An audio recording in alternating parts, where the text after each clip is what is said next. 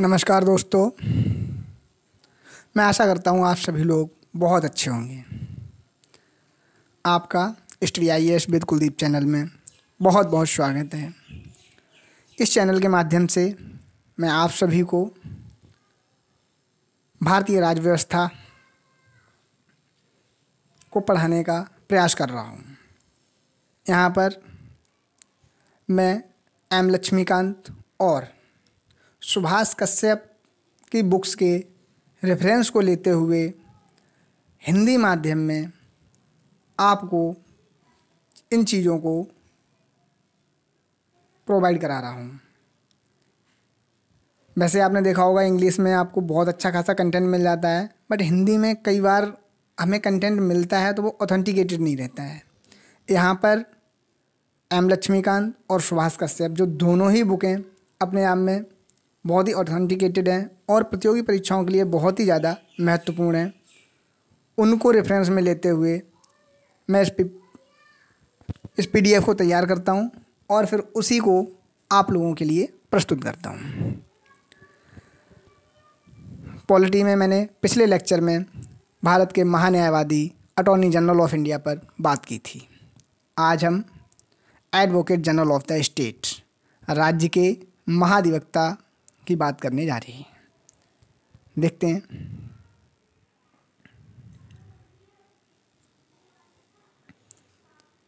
राज्य का महाधिवक्ता advocate general of the state. ये वीडियो छोटा सा ही रहेगा, हार्डली हाफ एन आवर, पर इसमें आपको बहुत अच्छा सा बहुत ही महत्वपूर्ण कंटेंट मिलने वाला है, तो आप ध्यान से चीज़ों को सुनें और समझें। सबसे पहले ये संविधान में कहाँ पे है, राज्य का महाधिवक्ता जो है इसका संविधान में कहाँ पे वर्णन किया गया है, तो संविधान के भाग 6 के अनुच्छेद 165 में इसका वर्णन किया गया है।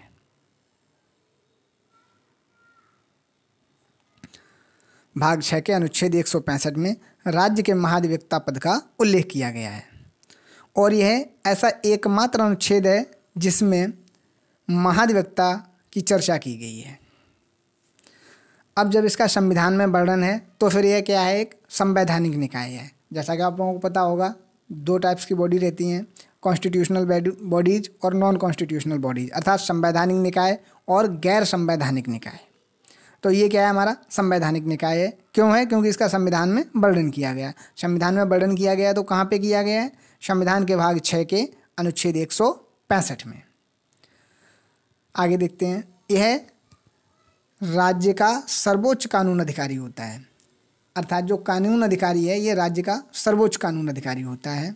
इस तरह वह भारत के महान्यायवादी का अनुपूरक होता है। जिस प्रकार से संघ में महान्यायवादी होता है, ठीक उसी प्रकार से राज्य में महाधिवक्ता होता है। मैं आशा करता हूँ आपको ये चीज़ भली भांति समझ आ गई होगी। अब हम आगे देखते हैं इनकी नियुक्ति कैसे होती है। नियुक्ति, महाधिवक्ता की नियुक्ति राज्यपाल द्वारा की जाती है। किसके द्वारा की जाती है? राज्यपाल द्वारा। अब हम देखते हैं इनकी योग्यताएं।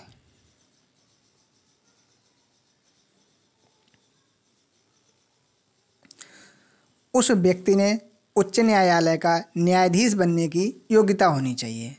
जो व्यक्ति महाधिवक्ता बनना चाहता है या जिस व्यक्ति को महाधिवक्ता के रूप में नियुक्त किया जाता है, उसे उच्च न्यायालय का न्यायाधीश बनने की योग्यता होनी चाहिए।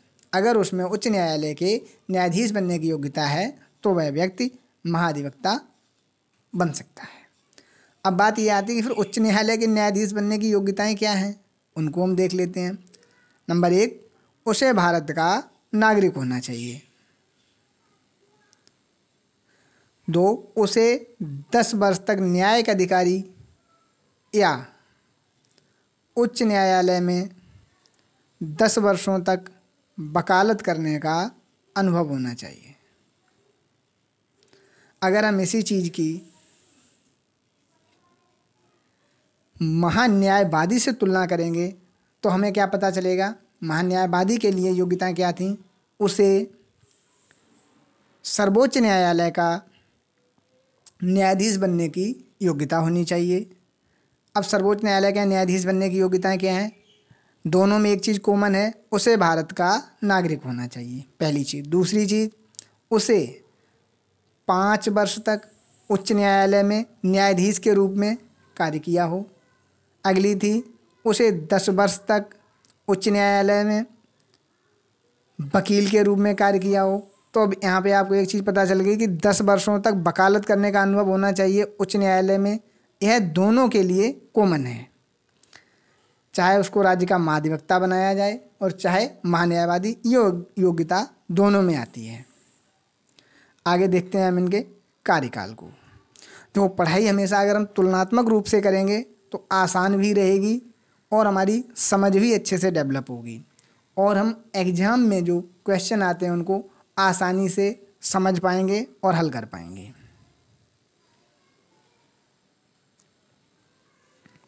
कार्यकाल।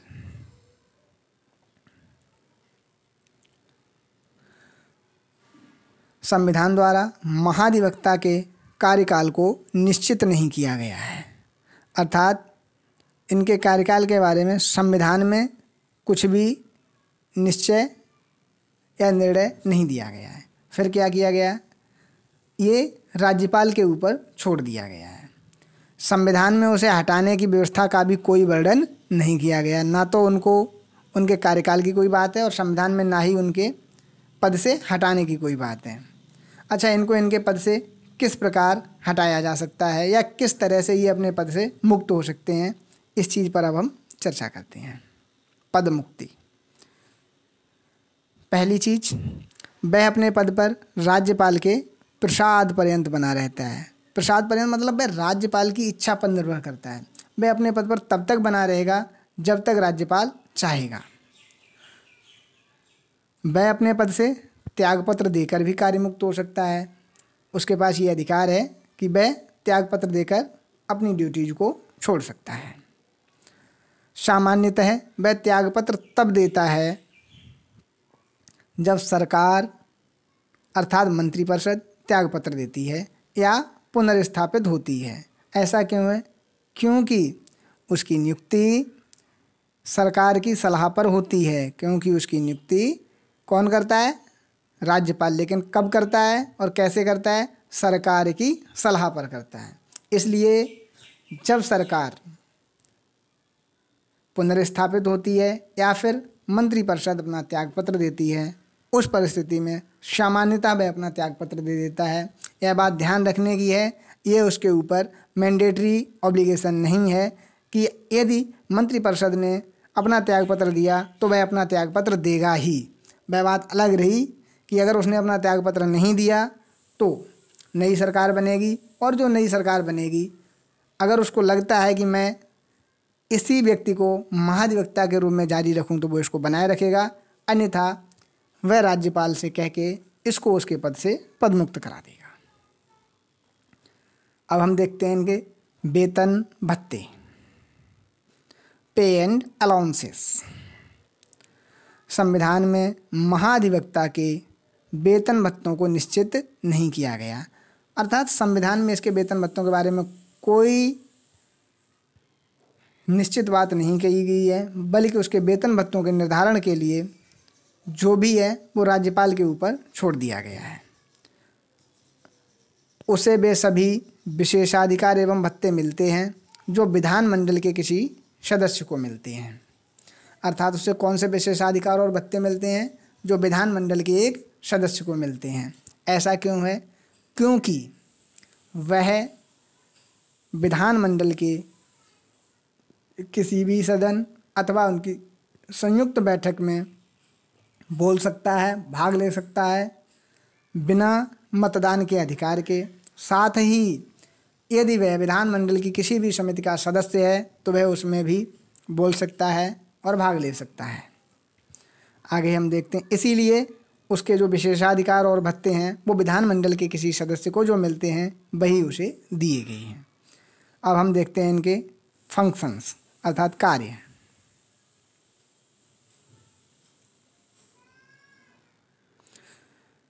राज्य सरकार को विधि संबंधी ऐसे विषयों पर सलाह दें जो राष्ट्रपति द्वारा सौंपे गए हों। देखो, ये काम आपका महान्यायवादी भी कर रहा था। दूसरा, वैधिक स्वरूप से ऐसे अन्य कर्तव्यों का पालन करें जो राज्यपाल द्वारा सौंपे गए हों। ये आपके अन्य कर्तव्यों में आ गए। और फिर तीसरा है संविधान या किसी अन्य विधि द्वारा प्रदान किए गए कृत्यों का निर्वहन करना। संविधान द्वारा अथवा संसद द्वारा अथवा विधि द्वारा बनाए गए जो भी अन्य कृत्य हैं जो कि महाधिवक्ता के लिए बनाए गए हैं, वह उन कृत्यों का निर्वहन करेगा। अब हम देखते हैं इनके अधिकार और शक्तियाँ।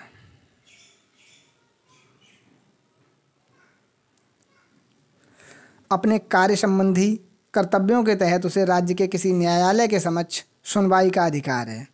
अपने कार्य संबंधी कर्तव्यों के तहत उसे राज्य के किसी भी न्यायालय के समक्ष सुनवाई का पूरा अधिकार है। उसे विधानमंडल के दोनों सदनों या किसी संबंधित समिति अथवा उस सभा में जहाँ के लिए वह अधिकृत है में बिना मताधिकार के बोलने व भाग लेने का अधिकार है, अनुच्छेद 177 के तहत। आगे, उसे वह सभी विशेषाधिकार प्राप्त हैं जो विधानमंडल के किसी सदस्य को मिलते हैं एज पर अनुच्छेद 177। अनुच्छेद 194 के अनुसार महाधिवक्ता द्वारा विधानमंडल या किसी समिति में कही गई किसी बात के संबंध में किसी भी अदालत में किसी भी कार्यवाही के लिए उत्तरदायी नहीं होगा, ठीक उसी प्रकार से जिस प्रकार से विधानमंडल का सदस्य उत्तरदायी नहीं होता है। और किसी व्यक्ति के विरुद्ध ऐसे विधानमंडल के किसी सदन के प्राधिकार द्वारा या उसके अधीन किसी प्रतिवेदन पत्र या कार्यवाहियों के प्रकाशन के संबंध में इस प्रकार की कोई कार्यवाही नहीं की जाएगी। यह भी इन्हें एक विशेषाधिकार प्राप्त है।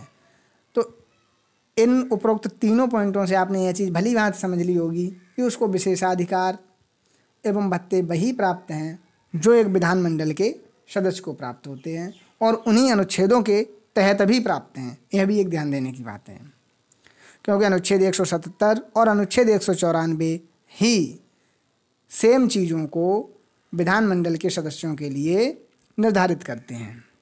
अब हम देखते हैं राज्य के महाधिवक्ता पर आधारित प्रश्न। इससे पता चलेगा कि हम लोगों ने अभी तक जो सीखा समझा वो क्या सीखा क्या समझा। हम इन प्रश्नों को हल करने से पहले एक बार आपको जस्ट रिवाइज करा देता हूँ। देखो, महाधिवक्ता का जो पद है उसके बारे में संविधान के अनुच्छेद 165 में वर्णन किया गया है। यह राज्य का सर्वोच्च कानून अधिकारी होता है। उसके बाद संविधान में इसकी नियुक्ति, योग्यताएं, कार्यकाल, पदमुक्ति आदि के बारे में कोई भी वर्णन नहीं किया गया है, बल्कि यह सभी राष्ट्रपति के ऊपर छोड़ दिया गया है। जब राष्ट्रपति के ऊपर छोड़ दिया गया तो राष्ट्रपति ने इनको नियुक्ति के लिए योग्यताएं चाहिए। राष्ट्रपति इनकी नियुक्ति करेगा, लेकिन कुछ योग्यताएं तो होनी चाहिए। तो उसने योग्यताएं देखी कि उसको उच्च न्यायालय के न्यायाधीश बनने के योग्य होना चाहिए। अब उच्च न्यायालय के न्यायाधीश बनने के योग्य में उन्होंने योग्यताएं देखी, तो उसमें था नंबर 1, उसे भारत का नागरिक होना चाहिए। नंबर 2, उसे उच्च न्यायालय में वकील के रूप में 10 वर्षों का अनुभव होना चाहिए। आगे हमने देखा उनका कार्यकाल, तो वह राज्यपाल के प्रसाद पर्यंत है, अर्थात उनका कार्यकाल राज्यपाल की इच्छा पर निर्भर है। पदमुक्ति को हमने देखा, वह अपने पद से त्यागपत्र दे सकते हैं और उन्हें राज्यपाल द्वारा हटाया जा सकता है। उसके बाद हमने देखा उनके कार्य। उनका मुख्य कार्य है राष्ट्रपति द्वारा सौंपे गए किसी भी कार्य को करना और उनको सलाह देना। दूसरा, राज्यपाल द्वारा सौंपे गए किसी भी कार्य को करना और उसको सलाह देना। तीसरा है संविधान या अन्य किसी विधि द्वारा जो भी इनके लिए कार्य निर्धारित किया जाता है उसको करना। उसके बाद हमने देखा इनके कुछ विशेषाधिकार और शक्तियाँ। तो इनके विशेषाधिकार और शक्तियों में है अनुच्छेद 177 के तहत वह विधानमंडल के किसी भी सदन अथवा वह जिस समिति के सदस्य हैं उसमें बोल सकते हैं, भाग ले सकते हैं, लेकिन मतदान नहीं कर सकते हैं। और फिर हमने देखा अनुच्छेद 194 के तहत उन्हें विधानमंडल में या किसी भी समिति में कही गई किसी भी बात के संबंध में किसी भी अदालत में किसी भी कार्यवाही के लिए उत्तरदायी नहीं ठहराया जाएगा। ये हमारा हो गया क्विक रिवीजन। अब हम देखते हैं राज्य के महाधिवक्ता पर आधारित प्रश्न।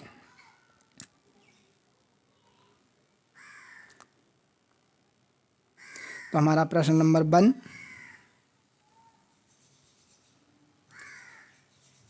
राज्य के महाधिवक्ता के संबंध में कौन सा कथन सही नहीं है। क्वेश्चन नंबर 1 कह रहा है कि राज्य के महाधिवक्ता के संबंध में कौन सा कथन सही नहीं है। हमसे क्या पूछा, कौन सा कथन सही नहीं है।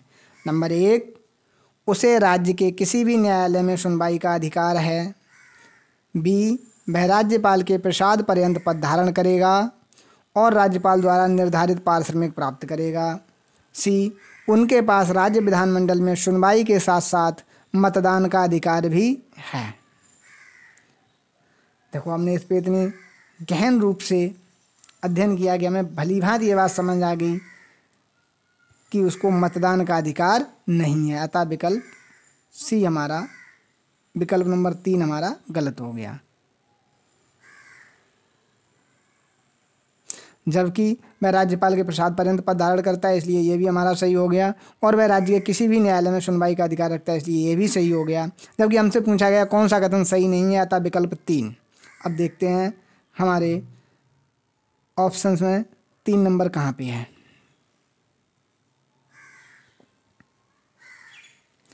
सही उत्तर सी, अर्थात ऑप्शन सी में केवल 3। आगे देखते हैं हम प्रश्न संख्या 2। इसमें कहा गया है राज्य सरकार को कानूनी मामलों में सलाह देने के लिए कौन अधिकृत है। कानूनी मामलों में सलाह देने के लिए नंबर ए महान्यायवादी, नंबर 2 महाधिवक्ता, नंबर सी नियंत्रक एवं लेखा परीक्षक और डी उच्च न्यायालय का मुख्य न्यायाधीश। सही उत्तर आप सभी लोगों को पता होगा, विकल्प बी महाअधिवक्ता। नेक्स्ट क्वेश्चन, राज्य के महाधिवक्ता की नियुक्ति कौन करता है। ए मुख्यमंत्री, बी राष्ट्रपति, सी मुख्य न्यायाधीश, डी राज्यपाल। बहुत ही लड्डू क्वेश्चन है। सही उत्तर है विकल्प डी राज्यपाल। नेक्स्ट क्वेश्चन, संविधान के किस अनुच्छेद के तहत उत्तर प्रदेश के महाधिवक्ता की नियुक्ति की जाती है। विकल्प ए अनुच्छेद 76, विकल्प बी अनुच्छेद 148, विकल्प सी अनुच्छेद 161, विकल्प डी अनुच्छेद 165। इसमें मैं आपको एक्सप्लेन करूंगा। देखो, अनुच्छेद 76 है भारत के महान्यायवादी के लिए। अनुच्छेद 148 में वर्णन किया गया है भारत के नियंत्रक एवं महालेखा परीक्षक का। अनुच्छेद 161 राज्यपाल की क्षमादान शक्तियों से संबंधित है, जबकि अनुच्छेद 165 में महाधिवक्ता की नियुक्ति की बात कही गई। अभी यहाँ पे एक इन्होंने टर्म यूज किया उत्तर प्रदेश, ये जस्ट लैंग्वेज को टेक्निकल बनाने के लिए ऐसा किया गया, क्योंकि महाधिवक्ता राज्य के लिए नियुक्त होता है, चाहे वो उत्तर प्रदेश हो, चाहे हिमाचल प्रदेश हो और चाहे वो मध्य प्रदेश हो, इससे कोई फ़र्क नहीं पड़ता है। संविधान में उसके लिए जो एक अनुच्छेद है वो उसी के तहत होगा। और हमने ये बात पहले ही पढ़ी थी कि महाधिवक्ता पद की जो चर्चा की गई वो संविधान में केवल एकमात्र अनुच्छेद 165 में की गई है। इस प्रकार हमारा इसका सही उत्तर ऑप्शन डी अनुच्छेद 165 होगा। नेक्स्ट क्वेश्चन, क्वेश्चन नंबर 5, महाधिवक्ता किसके प्रसाद पर्यंत पद धारण करता है। ए महान्यायवादी, बी मुख्यमंत्री, सी राज्यपाल, डी राष्ट्रपति। सही उत्तर है ऑप्शन सी राज्यपाल। नेक्स्ट क्वेश्चन, निम्न में से कौन सा कथन गलत है। महाधिवक्ता का यह कर्तव्य होगा कि वह राज्य सरकार को विधिक मामलों में सलाह दे। महाधिवक्ता का पारिश्रमिक राज्यपाल द्वारा निर्धारित किया जाता है। 3, राज्य के महाधिवक्ता की नियुक्ति उच्च न्यायालय के मुख्य न्यायाधीश द्वारा की जाती है। और डी, महाधिवक्ता राज्यपाल के प्रसाद पर्यंत पद धारण करेगा। देखो ये बिल्कुल ठीक है। राज्य के महाधिवक्ता की नियुक्ति उच्च न्यायालय के मुख्य न्यायाधीश द्वारा की जाती है, बिल्कुल नहीं। महाधिवक्ता का पारिश्रमिक राज्यपाल द्वारा निर्धारित किया जाता है, बिल्कुल ठीक। महाधिवक्ता का यह कर्तव्य होगा कि वह राज्य सरकार को विधिक मामलों में सलाह दे, बिल्कुल सही। अतः हमारा सही उत्तर क्या होगा? 1, 2, 4, अर्थात केवल 1। कितने विकल्प सही हैं? कौन सा कथन गलत है? केवल 1, केवल 2, केवल 3, केवल 4? केवल 3।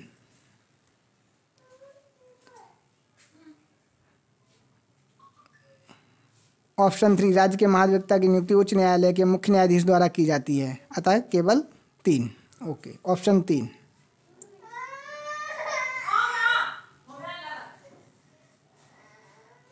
नेक्स्ट क्वेश्चन, राज्य के महाधिवक्ता के बारे में निम्नलिखित में से कौन सा कथन सही है?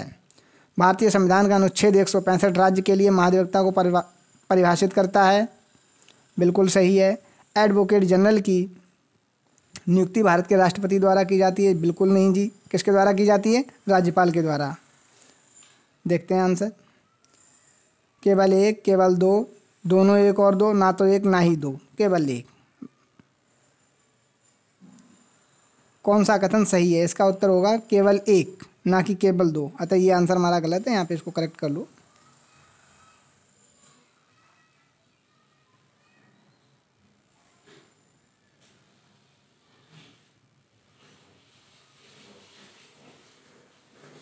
ठीक है। आज का लास्ट क्वेश्चन, कानूनी मामलों पर राज्य सरकार को सलाह कौन देता है? महान्यायवादी, महाधिवक्ता, उच्चतम न्यायालय, उच्च न्यायालय के मुख्य न्यायाधीश। सही उत्तर बी, महाधिवक्ता। इस प्रकार एमसीक्यूज के साथ राज्य के महाधिवक्ता के टॉपिक को हमने पूरा किया है। मैं आशा करता हूँ यहाँ पर आपको ज़रूर कुछ नया सीखने को मिला होगा, और जिन्होंने इसको पहले से भली भांति पढ़ रखा होगा उनका रिवीजन अवश्य हुआ होगा। Thank you for watching this video. अगर आपको ये वीडियो पसंद आती है तो इसको लाइक, शेयर और सब्सक्राइब ज़रूर करें। Thank you.